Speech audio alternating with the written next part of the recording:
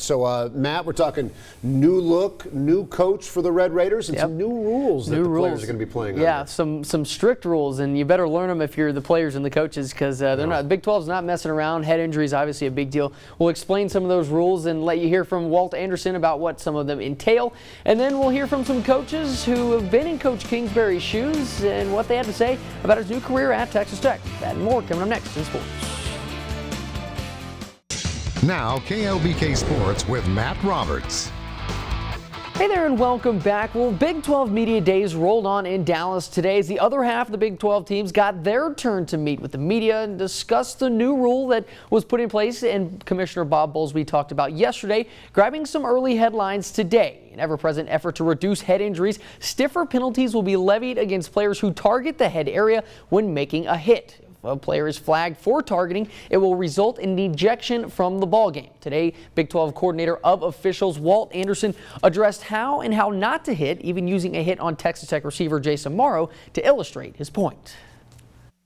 Targeting is an act where there's an inherent element of intent on the part of the player to strike, or we use the term attack, go for, target the head and neck area. This is a launch.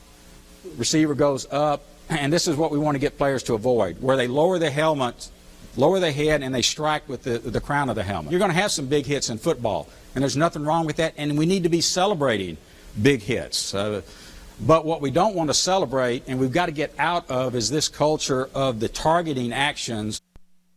Well, TCU head coach Gary Patterson's hard-nosed defenses have been known to dole out some punishment to receivers that decide to go over the middle. But he has built his program into one that will compete for the Big 12 title this year and has been embraced by the entire city of Fort Worth. So he knows the value of having an entire city behind your program and knows that is what is in store for Red Raider fans with Kliff Kingsbury back in town.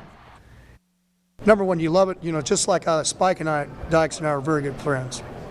And have a guy that understands Lubbock and their fan base and the kind of kids that go there and what they're about is good for college football. Kliff brings an up-tempo, young guns approach to it, which is good for college football. To put somebody in your league and add some excitement to it, I think makes all of us better, not just Texas Tech, not just Lubbock and West Texas, but really all of us.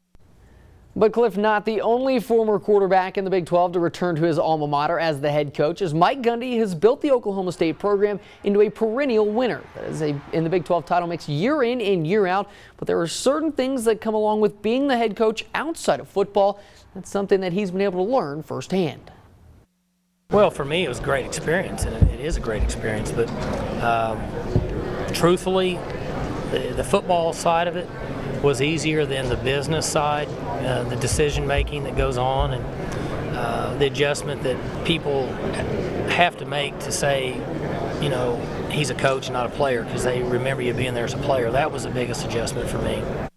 I'll tell you what, if Red Raider fans can get out of Kliff Kingsbury what Oklahoma State's gotten out of Mike Gundy, they're going to be in good hands. That would be a big win for them. He's built quite a program up there in Stillwater. Yeah, he has. Picked to win the conference this year, That's right, conference favorites. So we'll see what happens, how it shakes out. All right, Matt, thanks very much. We'll be right back.